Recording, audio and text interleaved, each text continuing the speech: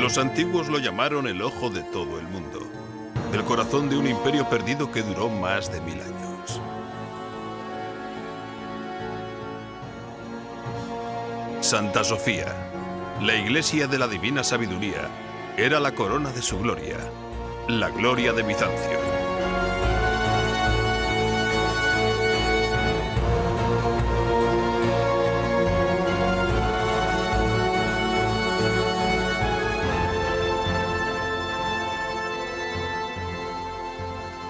Bizancio, el imperio perdido.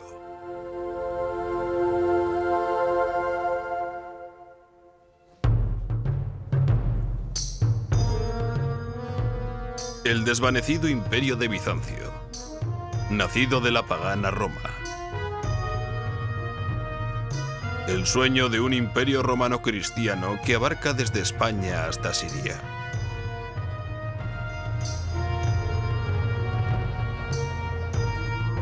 Bizancio, cuya influencia llegaba desde el norte de Rusia hasta Nubia en el Alto Nilo. Bizancio, la puerta grande a un capítulo perdido de nuestra historia.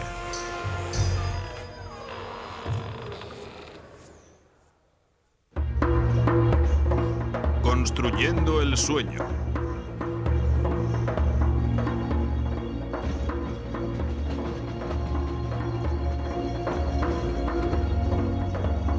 El Orient Express. Viajé por primera vez en esa línea en los años 60. Compré un billete en la estación Waterloo de Londres para ir hasta Estambul, en Turquía, algo que me había fascinado toda la vida. Tardé 3 días en llegar. En realidad fue un infierno sobre ruedas, con cabras en los pasillos y el comunismo fuera de la ventana. De repente el tren entró en una curva y ¡pum! Me encontré de bruces con Oriente. Una ciudad dorada junto al mar, situada entre Oriente y Occidente. Se podía adivinar que había sido el centro del mundo. Era sorprendente, pero vayamos a Estambul. Y a las ocultas ruinas mágicas del Imperio Bizantino.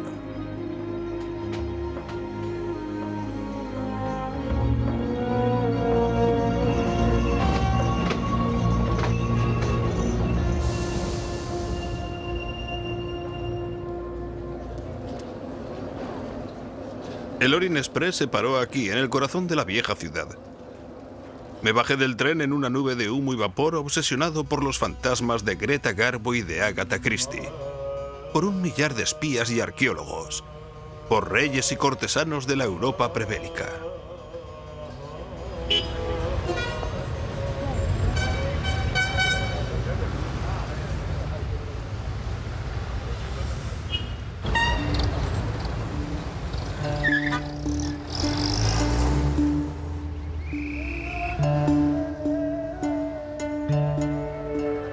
Estambul, una de las grandes ciudades islámicas con los monumentos de los sultanes turcos dominando sus cielos. Conquistadores que han gobernado aquí desde 1453.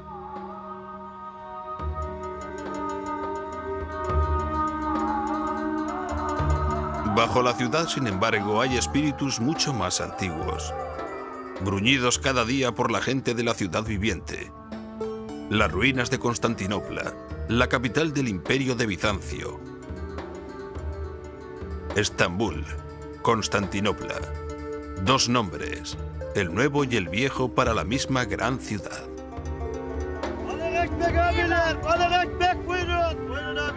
Hace 16 siglos, en el año 330, el emperador Constantino, primer emperador romano cristiano, eligió esta ciudad, entonces una pequeña ciudad griega, para que fuera su capital. Nadie sabe exactamente por qué. Hay algo que es seguro. Los grandes emperadores guerreros habían abandonado Roma y las ciudades de Occidente para siempre.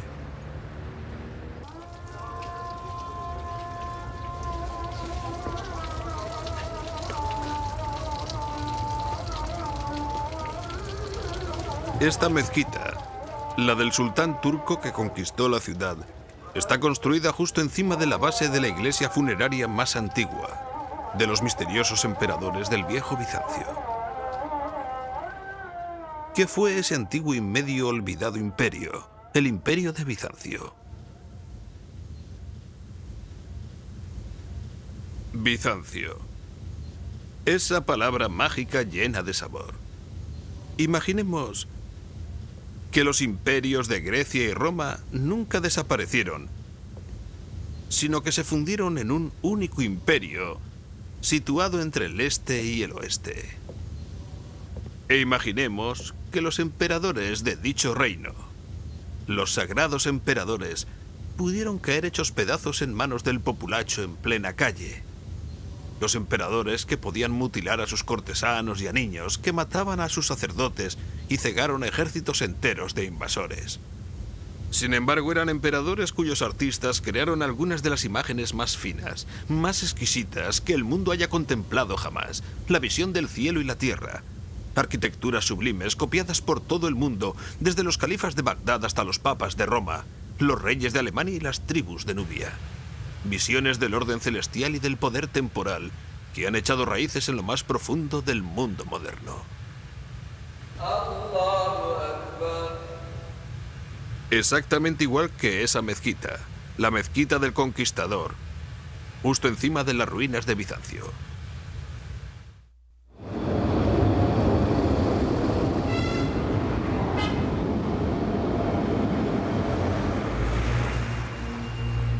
Aquí es donde empezó el Imperio de Bizancio, junto a esta columna en la calle principal.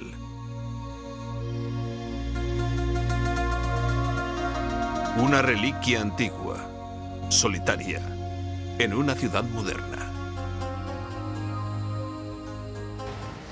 En el año 330, en una preciosa mañana de mayo, la gran procesión se abrió paso por esta calle.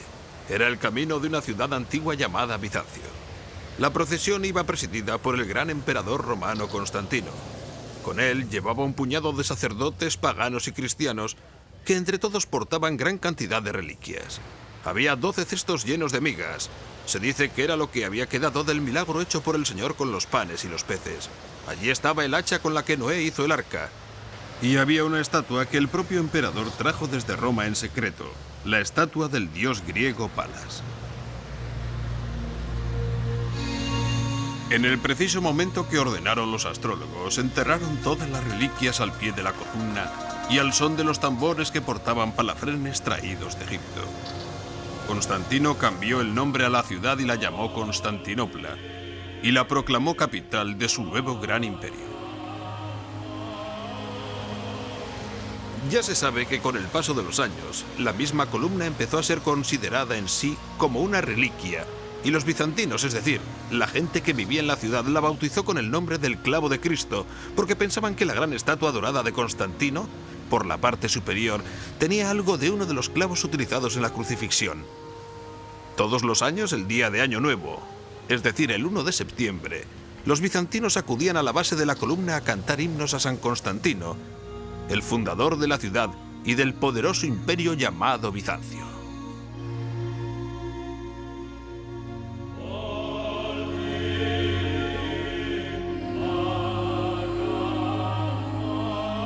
Constantinopla fue rediseñada para que fuera el centro del mundo cristiano y del gobierno de Cristo en la tierra.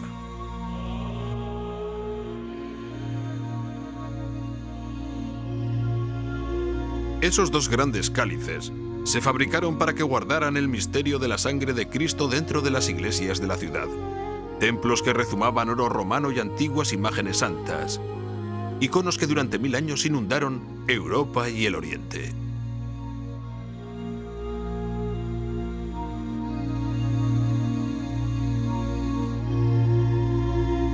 Esta es, pues, la primera historia de Bizancio. La historia de cómo en 2 cortos siglos se llevó a cabo el sueño que fue Bizancio.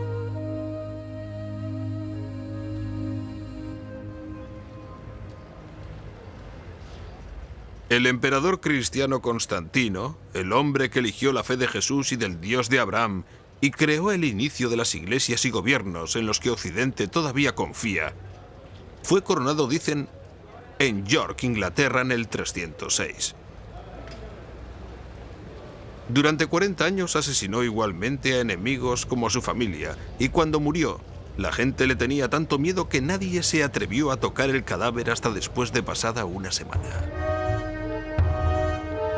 La ambición de Constantino abarcó todo eso. Lo último del Imperio Romano con Constantinopla, no con Roma como la capital. Lejos al norte, en Alemania, la ciudad de Trier, la gran guarnición imperial, es una muestra de lo que fue la antigua Constantinopla.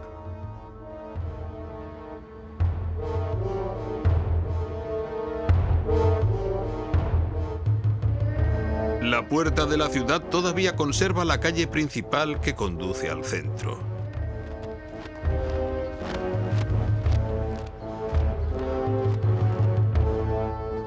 Una enorme puerta, como el resto de la frontera del norte. Trier estaba continuamente amenazada por los godos y los hunos, y los vándalos y otra docena de pueblos guerreros.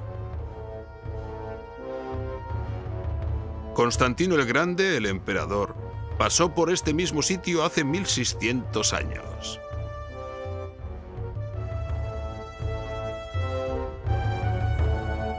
Estos arcos y bóvedas son parte de la arquitectura de su época.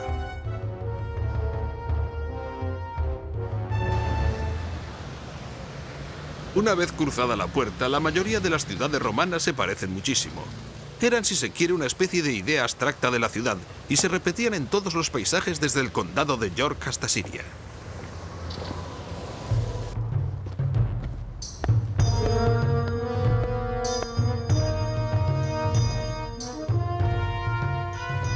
Todavía se puede apreciar su diseño en 1 millar de antiguas ciudades y también en el Nuevo Mundo, desde Washington hasta San Francisco. Los planificadores todavía utilizan partes del mismo patrón. Todas las ciudades romanas tenían caminos como este, amplias calzadas que le llevaban a uno del campo al corazón de la ciudad. Esta está en Palmira, en el desierto sirio. En Constantinopla era denominada sencillamente la calle principal. Ahora bien, lo que hay que ver es que detrás de todas estas columnas hay todavía filas de tiendas que se apostaban a ambos lados de la calle. Carnicerías, panaderías, fabricantes de velas, todo tipo de gente. En Constantinopla había productos de todo el mundo, África, China, el Báltico, se vendía de todo. Imaginemos al emperador entrando triunfal. Ha ganado una guerra, pasa por la puerta. Les han dicho a los tenderos que limpien un poco la calle. Han sembrado todo el pavimento de flores, las rosas le caen por encima y hay alfombras y sedas ondeando por las brisas. Toda la ciudad está absorta. Naturalmente, detrás de la calle principal están las casas de la ciudad, los siervos, los soldados, el resto de la gente. Hay tabernas, burdeles, todo lo que conforma una ciudad. Y entre ello destacan los enormes edificios que Constantino mandó construir antes de que la ciudad pudiera ser realmente llamada una metrópolis romana.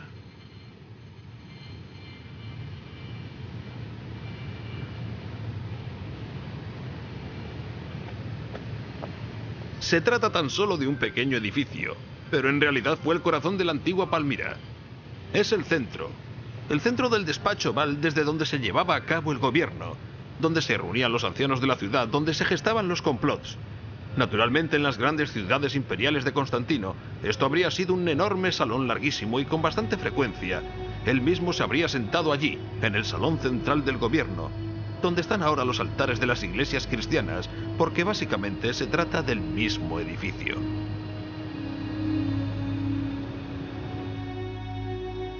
En el año 360, el hijo de Constantino construyó una magnífica iglesia en Constantinopla para el drama de la comunión imperial.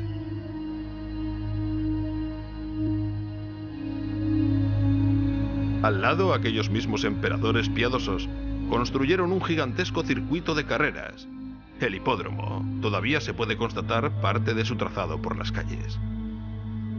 Y aquí por fin, alrededor de este viejo obelisco egipcio, se puede descubrir algo del ambiente de la antigua Constantinopla. El corazón del viejo Bizancio.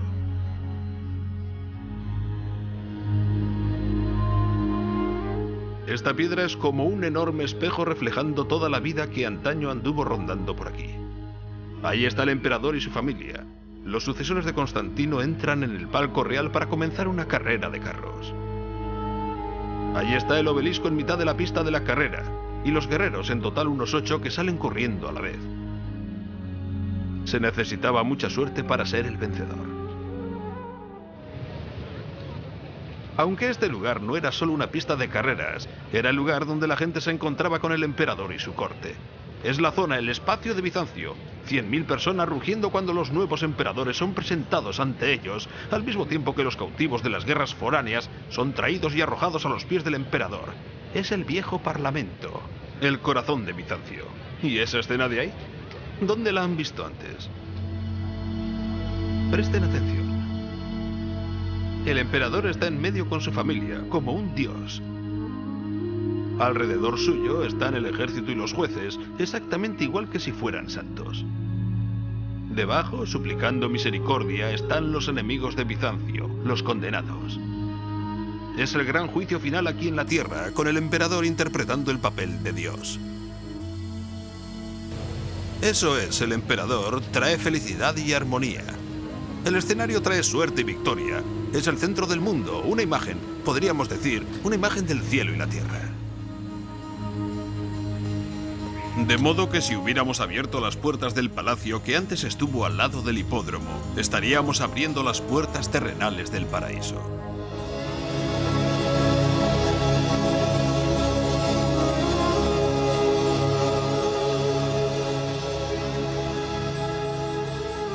Han desaparecido todas las porticadas de oro y mármol, los botes de plata en piscinas de mercurio, las alfombras de seda, los tronos de oro y las alas de palafrén.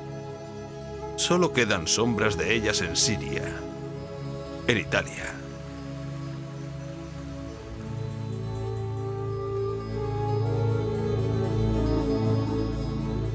Sin embargo, Constantinopla tuvo una vez el palacio de todos los palacios, el palacio del Imperio Cristiano.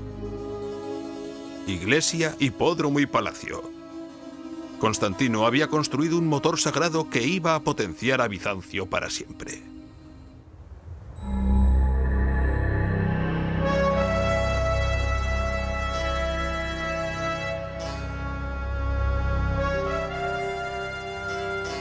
Para proteger la santa ciudad de Constantinopla, los emperadores de Bizancio construyeron las murallas más grandes que jamás hubiera tenido otra ciudad en el mundo.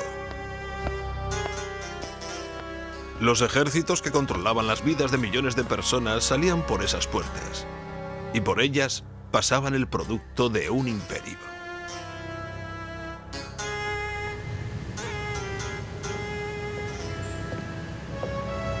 Toda la historia de la ciudad está inscrita en la puerta, la gran puerta dorada del Bizancio imperial.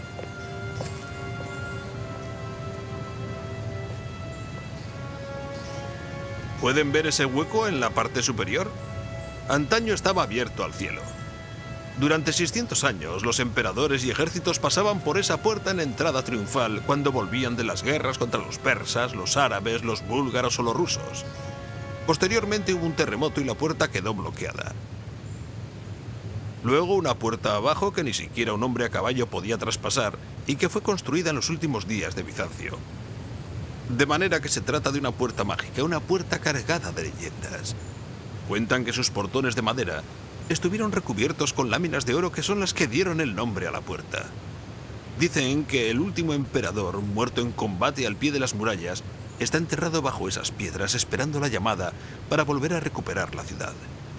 Es una puerta legendaria, pero que habla sobre todo del poder imperial de Bizancio. Ahora bien, este mármol blanco como la nieve, por el que recorren unas extrañas líneas grises, se encuentra por todas partes en el imperio de Bizancio, desde España hacia Siria hasta llegar a la mismísima Constantinopla. Procede de una pequeña isla solamente, una pequeña isla de entrada en el mar.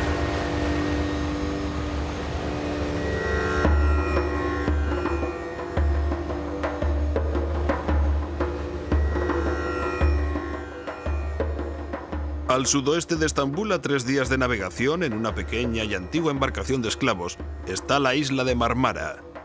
Su mismo nombre indica piedra.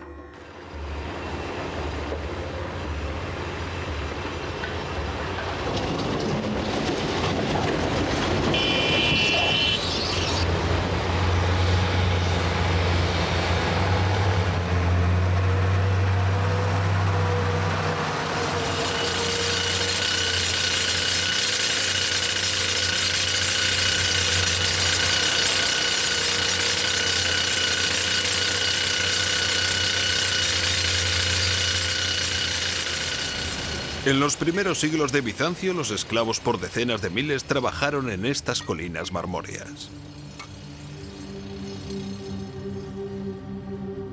¿Cuánto les gustaba el mármol a los bizantinos? En el mármol, dice un sacerdote, Dios atrapó los campos de las flores y los bosques de las montañas, y pescado, y fruta, y las nieves que se derriten. Los antiguos bloques, todavía dispersos por todas partes, dan una idea de la frenética actividad que hubo que desarrollar para mover la preciosa piedra. Aún hoy en día, dentro de las modernas canteras, hay una antigua piedra que pesa unas 100 toneladas. Forma parte de una enorme columna para recordar las victorias militares de Bizancio. Si se hubiera acabado, habría tenido una escalera en espiral, esculpida dentro de ella, y filas de soldados esculpidos en su superficie curva. Sin embargo, todavía sigue ahí. Se rompió mientras estaba siendo extraída.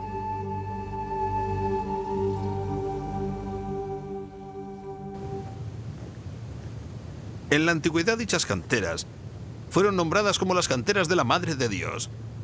Se podían haber llamado igualmente las canteras de la Madre de Constantinopla. Toda la ciudad fue fabricada en este lugar, por lo tanto fue una ciudad prefabricada. No es que mandaran los bloques, todo lo que salía de aquí estaba acabado o rematado. Si estos hubieran estado acabados para llevarlos a Constantinopla, cada uno habría sido marcado con letras.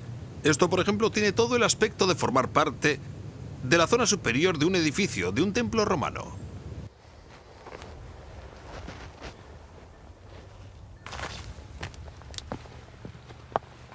Los modernos maestros canteros me dicen que están encontrando las mejores vetas de mármol en las colinas donde se hallan las viejas piedras. Se trata de un buen sitio. Una enorme columna gigantesca.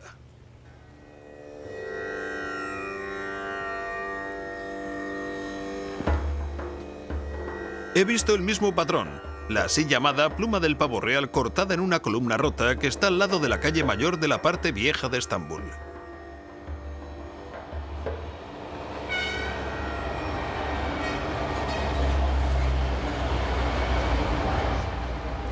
Eso fue antaño una plaza de mármol en una calzada en medio de Constantinopla. No creo que los turcos del moderno Estambul piensen mucho sobre las antiguas victorias bizantinas. Sin embargo, todavía quedan algunos fragmentos de aquella gran columna conmemorativa que vino desde Mármara. Los fantasmas de los ejércitos imperiales todavía siguen alineando sus botas en las procesiones por la ciudad.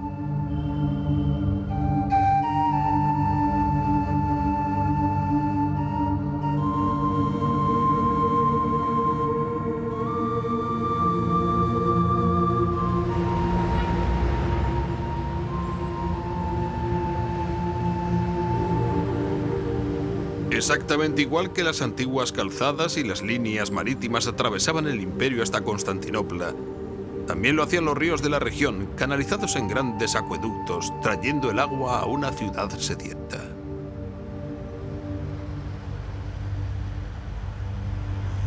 Debajo de la ciudad, excavado en la parte superior de la colina, un mundo misterioso de unos 1500 años de antigüedad. Contiene unas cisternas de agua fresca de tal forma que los bizantinos podían bañarse exactamente igual a como lo hicieron los romanos en salas de mármol.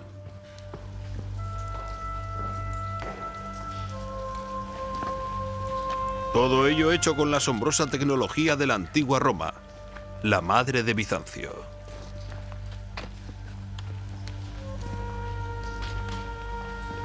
Las columnas de mármol, enormes bóvedas de ladrillo. Es como un bosque oscuro de Bizancio bajo el moderno Estambul.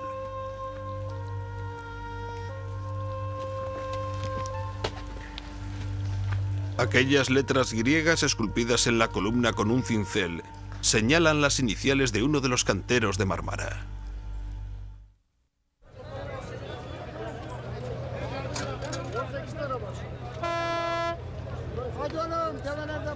El aprovisionamiento de comida para la cada vez más grande ciudad también llegaba con abundancia.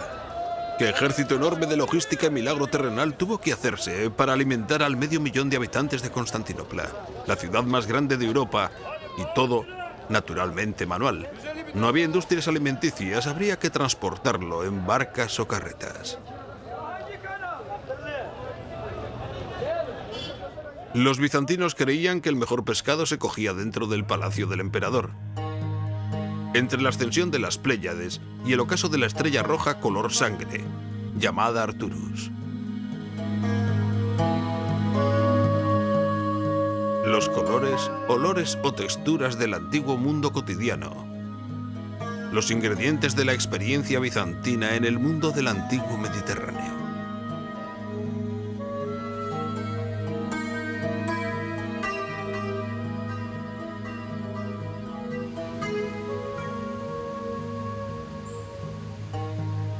Al igual que a la gente del moderno Estambul, a los bizantinos les encantaba el pan y las verduras frescas.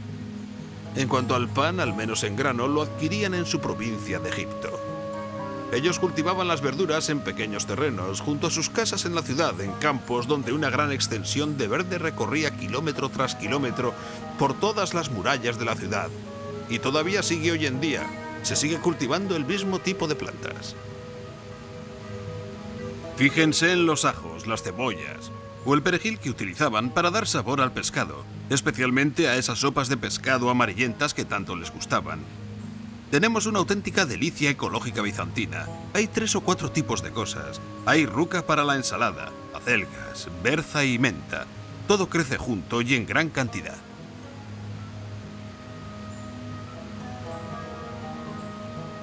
Al final, un poco de lechuga para templar el estómago. De modo que cuando los campesinos se paraban aquí un momento para descansar y poder ver a los señores de Bizancio, aquellos señores que hacían historia y que iban montados a caballo, también pudieron pensar, vaya, tampoco nos va tan mal.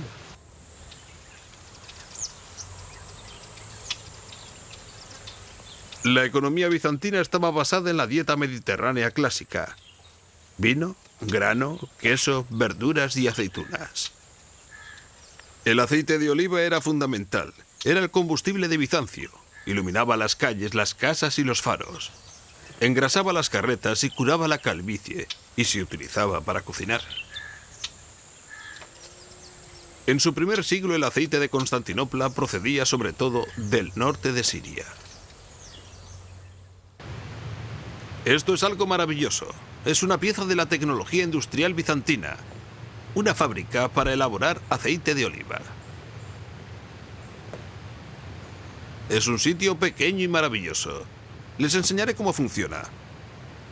Es muy sencillo y lógico. Las aceitunas se recogían del árbol, las traían por esa callejuela en carretas, las echaban por una de las ventanas y caían ahí. Luego las metían en el molino. Este es un molino prensa para machacar las aceitunas. ¿Ven el tambor? Había 2 iguales a él. Llenaban un extremo, uno junto al otro, con una barra en medio, y entre 4 o 5 hombres empujaban desde afuera, convirtiendo las aceitunas, la piel y el hueso en una masa pulposa horrible. Luego lo sacaban y lo colocaban en esos círculos. Entonces, esa cosa que está en la pared sujetaba una enorme viga que iba por el aire. Y de allí colgaba un gran cilindro de piedra. Se le hacía caer lentamente sobre la pasta de olivas y el aceite se vertía dentro de esos tanques. No todos, porque aunque estaba presionado en frío, el aceite era aún muy impuro. De modo que lo sacaban y lo metían en ese otro tanque. En ese tanque había agua dentro, pero al verter el aceite, flotaba y las impurezas bajaban al fondo. ¿Ven esa pequeña zanja? Era una pieza esencial, porque por ahí se deslizaba el aceite más refinado. De aquel tanque sin refinar, pasaba a ese otro tanque, donde se vertía el puro aceite de oliva que iba a las mesas de Bizancio. Si hubiéramos podido pasar por este camino hace 1500 años, un 1 de septiembre, habríamos estado acompañados por miles de personas gritando y cantando alabanzas al Señor. Era la fiesta de San Simeón el Estilita.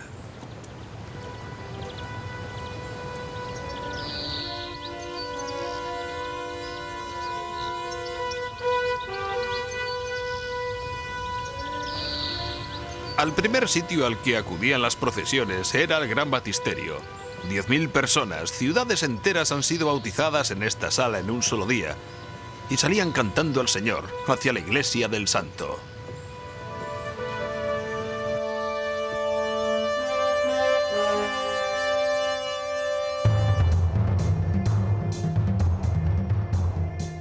Sigue siendo arquitectura romana, por supuesto. Arcos, bóvedas y columnas, pero también hay cruces cristianas.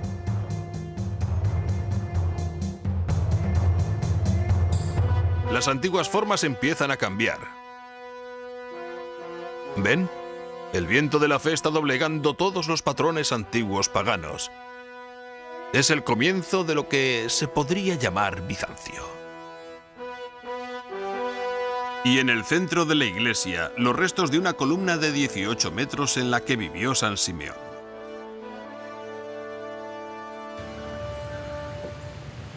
Bien, ¿quién fue ese extraño hombre que vivió encima de una columna, al que venía medio mundo a ver, y al que cuando murió le construyeron esta estupenda iglesia en su honor? Bien, en sus tiempos jóvenes, Simeón llevaba ropa tan áspera que le hacía sangrar. Luego tuvo la idea de encadenar su pierna izquierda a una gran roca. Todo eso antes de subirse a la columna. Pero Simeón no estaba chiflado. Simeón tenía una enorme presencia parecida a la de un emperador. Se sentaba, permanecía quieto y en silencio, luchando entre las tentaciones de la carne y el diablo. A la mayor parte de la gente le parecía que aquella heroicidad quedaba fuera de su alcance. Y allí estaba él, en la parte alta de la columna, a mitad de camino entre la tierra y el cielo. Un hombre perfecto que arreglaba los entuertos, de modo que se servían de Simeón. Los granjeros de Siria acudían aquí para arreglar los litigios que él se encargaba de resolver. Los beduinos árabes también acudían a verle. El emperador también lo hacía. Simeón en su columna cumplía una función de equilibrio en la sociedad, un equilibrio tan terrible que si maldecía a alguien desde la parte superior de la columna podía caerle un trozo de roca al infortunado individuo. De modo que Simeón fue un elemento vital del nuevo imperio cristiano. Había cogido el timón de Roma y lo había puesto a mitad de camino entre tierra y cielo. En el Mediterráneo oriental, en el corazón del mundo pagano, el primer imperio cristiano, el imperio de Bizancio, había encontrado el equilibrio. Era una buena vida, una vida rica. Había paz y abundancia.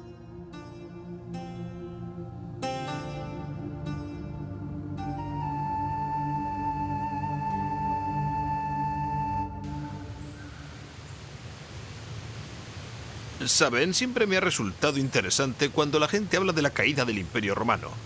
Después de todo, Constantinopla cada vez se hizo más y más rica y no decayó en absoluto. Supongo que se dice eso porque cayó Roma. Por cierto, Roma no cayó, simplemente se hizo más pobre. Constantino había trasladado la capital de las grandes ciudades del oeste al este. Y con él trasladó el gobierno, generales, artistas, arquitectos, todos los que contribuían a crear el imperio se trasladaron con él. De manera que en el año 475, 25 años después de que se acabaran de construir las murallas, el último emperador de Occidente, un joven emperador, envió la corona del imperio aquí a Constantinopla, a la Nueva Roma. Esta era una ciudad nueva, e imagino que la historia de la caída del Imperio Romano, es decir, del Imperio Occidental, fue algo que inventaron el Renacimiento y los papas quienes querían implantar la idea de la decadencia de un imperio pagano y un imperio occidental resurgente. Fueron muy buenos propagandistas pagando a Miguel Ángel y a Rafael para conseguir sus pretensiones, pero la verdad es que la vieja Roma, la antigua Roma, había sido modelada en las grandes ciudades del este. cuando se hicieron, por ejemplo, Antioquía y Alejandría, unas espléndidas ciudades hechas de mármol. De modo que cuando se dice que Roma cayó, no es cierto, Roma no cayó. Sencillamente volvió a casa. Después de que el último emperador del oeste abdicara, Bizancio perdió la mayor parte de sus provincias europeas, aunque solo durante un siglo. En el año 55, unos ejércitos bizantinos totalmente remozados las habían reconquistado en Rávena, al norte de Italia. Dejaron una decoración impresionante en la iglesia como recuerdo.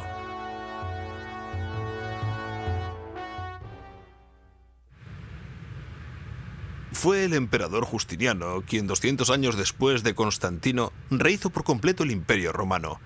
El hombre que construyó Bizancio era un hombre, dicen, amable y cercano. Un hombre que jamás manifestaba ira. Un hombre que con una voz suave y serena podía ordenar la muerte de miles de personas. Aunque él no organizó el imperio solo, su fuerte era la gestión. Los rostros con mirada dura que le rodean eran los miembros del equipo que él eligió para trabajar juntos. A él realmente no le importaba si eran patricios, romanos o venidos de los ambientes más humildes y duros.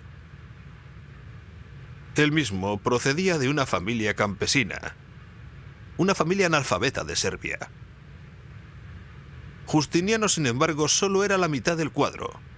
La otra mitad fue una mujer notable, la emperatriz Teodora. Se casaron por amor y permanecieron juntos durante 25 años. Miren las jóvenes de la corte. Miran hacia los lados, un poco nerviosas, porque no es correcto que unas jóvenes miren directamente, a menos de que se trate de una mujer con poder, como era el caso de Teodora. Pero en realidad ese es el retrato de una mujer que se está muriendo de cáncer. Al cabo de 2 o 3 meses de acabar este mosaico, Teodora falleció. Justiniano siguió reinando durante otros 25 años. Nunca se volvió a casar y acudía a su tumba y le encendía velas hasta que fue muy anciano.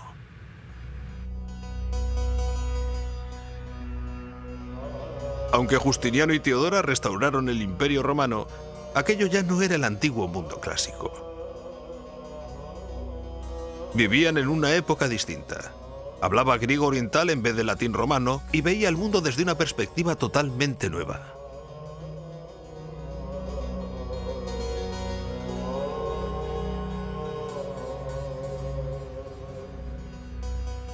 Observen estas esculturas.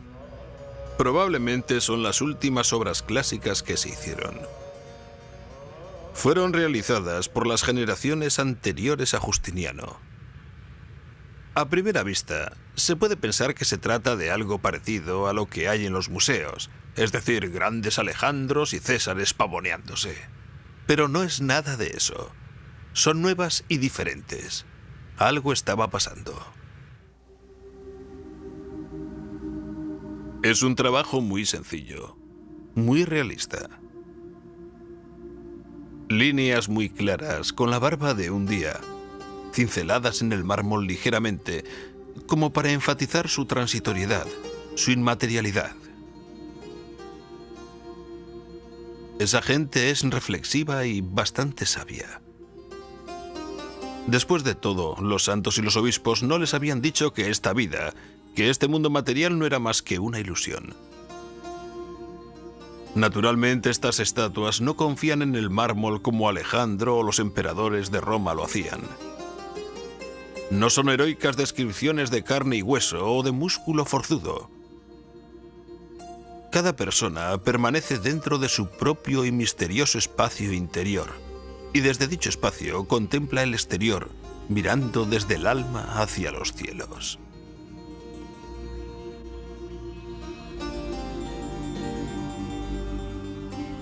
Como sería de esperar, hay que moverse a su alrededor. La sólida masa de mármol y su humanidad no son más que una ilusión.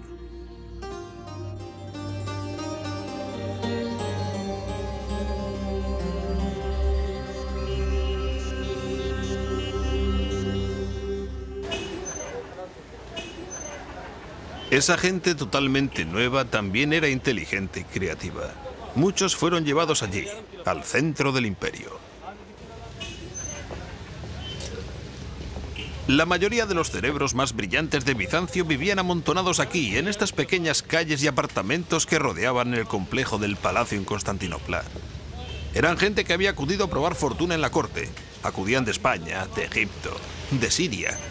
Eran matemáticos, abogados, médicos, científicos, magos, alquimistas, toda clase de gente particular y maravillosa que pululaba y vivía estrechamente junta en estas calles. Entre los años 520 al 530 hubo un gran hervidero dentro de aquella comunidad única. Justiniano y Teodora habían planificado construir nuevos palacios e iglesias, tales que deslumbrarían al mundo. Las antiguas formas, arcos, bóvedas y columnas se estaban utilizando para revolucionar. Esto redundaría en 10.000 iglesias diferentes durante más de 1000 años, en el estilo bizantino.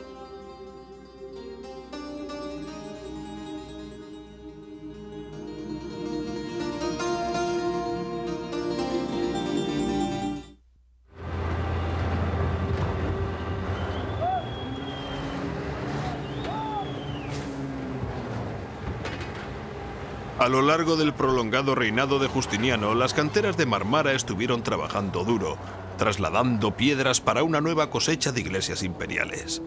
Se construyó a gran escala, iglesias por todos los países del imperio. Pero la mayor de todas fue la nueva iglesia para la comunión imperial en Constantinopla. Para ella, los canteros cada vez tenían que cortar mayores versiones de la inteligente cornisa enlazante de Artemio. Cada bloque era sujetado al anterior con una gran grapa de hierro que unía las dos piedras. Los ingenieros de Antemius utilizaron bastante hierro en sus construcciones. Formaba parte de una nueva serie de técnicas que les permitían ser más atrevidos, más osados que todos los arquitectos que había habido anteriormente. Sobre todo a Justiniano le permitió mantener la ambición de crear la mayor cúpula que jamás hubiera visto el mundo.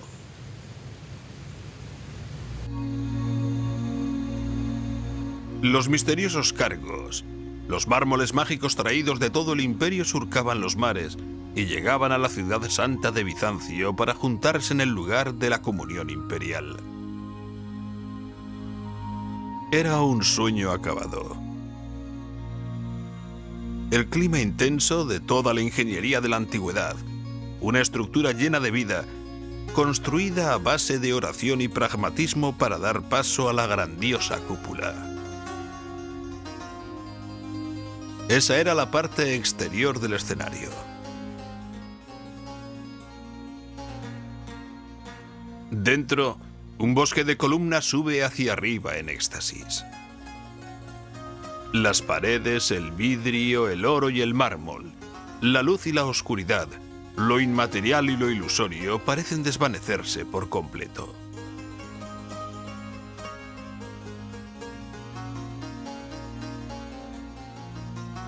Es un perfecto mar de espacio para la sabiduría de Dios, para que baje y toque la tierra. Un perfecto escenario para los cantos de Bizancio.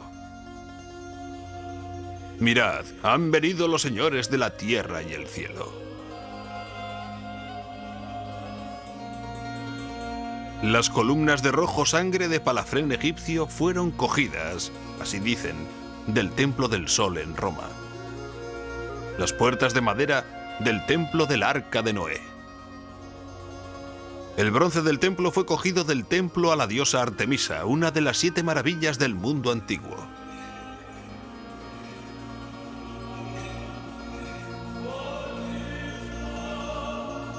No resulta extraño que el edificio se haya convertido en leyenda.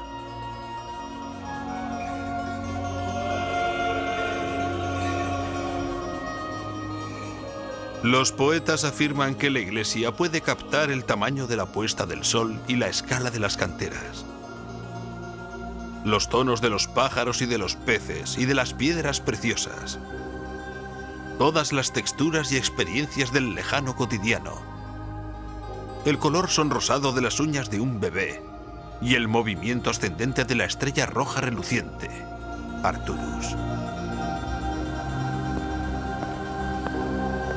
En bizantino, en griego, esta iglesia fue llamada la iglesia de Hagia Sofía, la iglesia de la Santa Sabiduría. El enorme imperio de Justiniano, su riqueza, su piedad, su herencia pagana, todo estaba aquí amalgamado.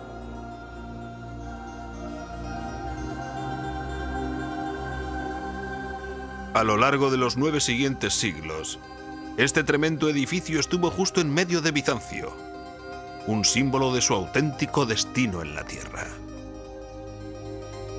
Y en el último día de Bizancio, el emperador y sus tropas vinieron aquí a rezar antes de salir de sus muros para morir.